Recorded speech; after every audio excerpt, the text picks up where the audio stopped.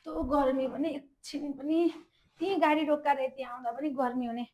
Mummy दाई ए जेठी बहिनी पो आइछ ल आइज ए ल दाई दर्शन दर्शन दाई आए।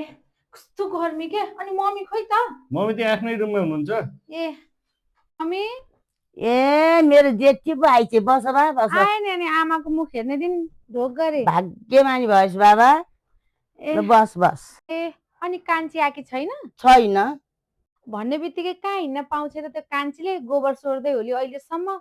मेरो पो काम छैन, बसी बसी ज्वाइँले पाले खानेर ट्याक्क गाडीमा छोड्दै आनन्दले आउन पाए। आउँदै होली नि हिँडेर घाममा। ज्वाइँ नाति नातिना आएनन् छोरी। तपाईँको कान्छा ज्वाइँ जस्तो बेगारी हो र? जतिखेर भन त्यतिखेर ससुराली आउनलाई। तपाईँको ज्वाइँ त बिजनेसम्यान हो, कहाँ भ्याउँछन्? गाडीमा चक्क मलाई छोडिदिएर गइहाल्नु भयो अफिस।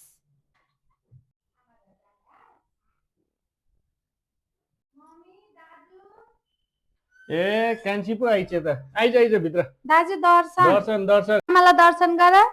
मामा दर्शन ठुली ठुली भाग्यमानी भएस आऊ आऊ ल। मम्मी खोइ त दाइ? उहाँ जेठी पनि आएछ। मम्मी जेठीसँग कुरा गर्दै हुनुहुन्छ। भान्जालाई चाहिँ मलाई लिए, म भान्जालाई के खुवाइदिन्छु ल। हस् ले जाऊ मामासँग आज। ए कान्छी नि आइ त। ए आइछे। मम्मी आए, ढोक गरे। दिदी नि आइरहेछ। दिदी दर्शन दर्शन दर्शन आइस। यत्रो चर्को घाममा हिँडेर आकी होलिस्। तेरो पनि जिन्दगी त। दिदी हिँड्दै आएको, फेरि कति धेरै घाम रहेछ। फुजेला नि लिएर आएको थिएँ अनि गाह्रो भयो। छोडिदिए आज आमाको मुख हेर्ने दिन वचन नलाएर। के नै भने जस्तो। छोरी राम्रैसँग आयौ नि? मम्मी राम्रैसँग आए। तिमीहरूलाई भोक लागिसक्यो होला, म दाइलाई बोलाउँछु। बाबु यहाँ आऊ त। आउनु भएको मम्मी? मासुहरू ल्याएर बनाऊ बा, बहिनीहरूलाई भोक लाग्यो होला। ए हुन्छ हुन्छ म ल्याइहालेँ। त केही पनि खान्न है दाइ। आज ज्वाइँले 5 स्टार होटलमा खाना खाउन लिएर जाने भने हन।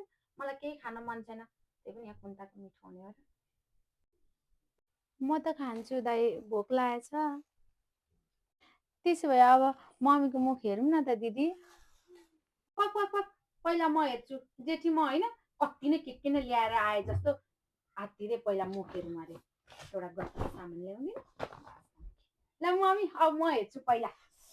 ल अब मेरो मम्मीलाई म जेठी मै अगाडि हेर्ने हो। लु मम्मी हेर के ल्यायो मेरो छोरीले। साडी आमा फलफुल लाउन लाउन। अनि अरू पनि छ कसैले त्यता राख्नु। पक्नु विशेष त ल्याएकै छैन, म दिएकै छैन। यहाँ पक्नु न।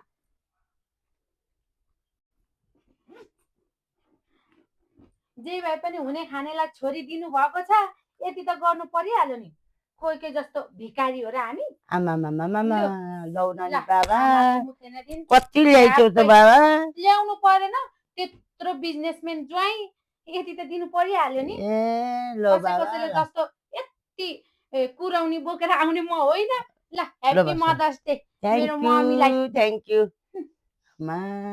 मम्मी यो फलफुल ल्याइदिए। ए ल्यायो मेरो बाबा। यो कुराउनी आफै घरमा बनाएर ल्याइदिए। ए ल ल ल खानु है। बस बाबा बस। त्यसलाई लाज हुँदैन भने? अरू बेला जे जस्तो भए पनि आमाको मुख हेर्ने दिन त जन्म दिने आमा यसो अलिकति केही सामान लिनै गऱ्यो भने ल्याउन सक्दिन थिइस् भने? यति दुईटा केरा यति कुराउनी बोकेर आउँछ जहिले आफ्नो बिजोग देखाउनलाई। अलिक गतिलो केटासँग बिहे गरिदिन खोज्दाखेरि पहिला भागिस माया ठुलो भनेर अहिले यत्रो आलु खाइसी। भिखारी जस्तो आउनुपर्छ माइत आउँदा पनि। लाज पनि नहुने। बुवाको मुख हेर्ने दिन आउँदा नि यसरी नै वचन लाउँछस् जहिले दिदी। आमाको मुख हेर्ने दिन पनि यसरी नै वचन लाउँछस्।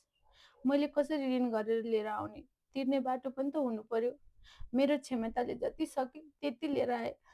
जहिले गरिब भनेर हेप्चे मात्रै। गरिबको चाहिँ मन हुँदैन, आमा बाउलाई दिने रहर हुँदैन। क्षमता नभएपछि कहाँबाट ल्याएर दिने र मैले?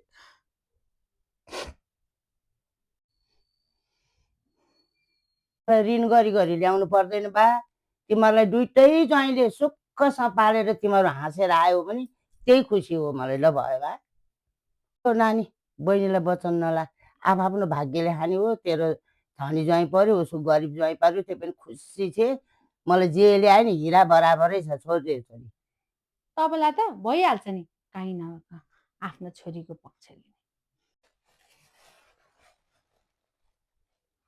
हो कान्छी नरो रुनु पर्दैन, यति कुराउनु ल्यायो नि तेरो छेमा चाल त्यही लिएर आइस, मलाई हिरा बराबर छ रुनु पर्दैन नरु। कसरी नरुने हो र मम्मी? जहिले दिदीले यसरी नै वचन लाउँछे। पहिला बुवाको मुख हेर्नेमा पनि यस्तै गरे। मेरो भाग्यमा जस्तो छ मैले त्यस्तै भोगिरहेको छु त। कहिले माइत आएर मलाई दुःख भयो, यो चाहियो त्यो चाहियो भनेर मैले कहिले मागेको छु?